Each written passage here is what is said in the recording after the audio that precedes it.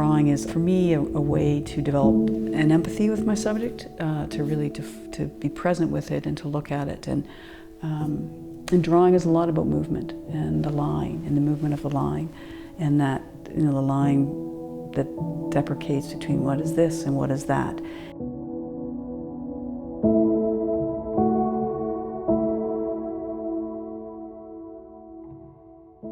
So my show opened during the pandemic at the Langham Gallery, and then shortly after the show was closed down. The work is called Once We're Whole, and it takes my work in a new direction in my practice. I've been primarily a painter, and this is works on paper, and it's cutouts with some drawing as well, but it's a totally, to work on paper and to, I mean, sort of a collage process is very new for me, so I'm very excited about this work. And as part of the exhibition, I did an extended installation period where I was sort of camped out at the Langham Gallery and made a piece there in the gallery space before the rest of the work was installed. And people were welcome to drop in and have a chat with me and see the work in progress, and some people even helped move some pieces around. So that was a great experience too, and it was a fun way to involve the community. I began to look at the relationship between my drawing and painting, and in part of that process I began to consciously draw before I painted, and then I began to take those drawings and cut them out into stencils. And so in the cutouts here, the X-Acto knife becomes a drawing tool, and it takes on that line quality of my drawing, and it begins to, for me, it began to develop a more figure-ground relationship. So with this and that, and it began to house my figures, because my work has been figurative-based for a long time, and it began to house them in a setting. And in this case, for a lot of these, it's the landscape, and they're landscapes of memory, landscapes of sort of what I think of as primal landscapes, things of the elements like fire and water and caves, and evoking sort of a feeling of memories of being on the land and living with the land for long periods of time. Especially in the first two pieces, Dawn and Dusk, it felt very primal and very cave-like, and I started to think about my experiences in caves. And I was really fortunate as a young artist to be able to go into the Altamira caves, and I always refer back to that and the images from that cave, and the memories of going deep in the cave and seeing these stunning drawings, some of the earliest drawings probably known to humans. And I looked to my experience of living down in southern Utah and tromping around and spending time in caves and looking at and documenting the rock art of the pre-archaic cultures down there.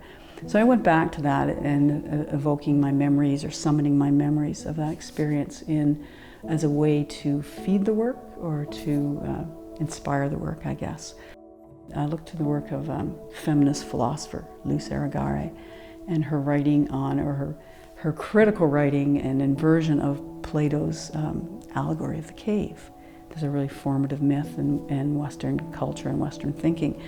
And she goes in there and she really looks for the feminine in this myth of soul work, and the birth of the soul. And she finds that the whole myth takes place in the cave, so metaphorically the womb, and yet seeks to erase the maternal or the feminine aspect of the myth. The voice of the feminine has been silenced again and again, and is continually silenced or is absent or forgotten or erased, and the voice of nature, the voice of feminine aspect of nature and of humans.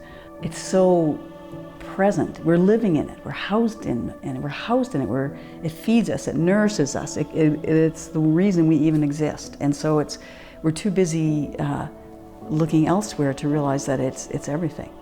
And I imagine that once we were whole, when this part of our nature was very close to us and very present, and we knew it very well. We didn't live without that knowledge. So that's where the title, Once We're Whole, comes from, that idea of recovering or recollecting our wholeness. And when I started looking for that part of the human nature, where I found it was in the underworld, an underworld mythology. where there is lots of examples. Personified is the feminine, usually, of deities that are worshipped around the world who embody this sort of power, generative force. And so I like that idea. I like that, and I found it interesting and curious that that's where we've put that force, almost like it's too powerful for us to bring it up or to bring it forward to consciousness too much. I think it still is, and I think that's still where it just murmurs below the surface. At some point in making the work, I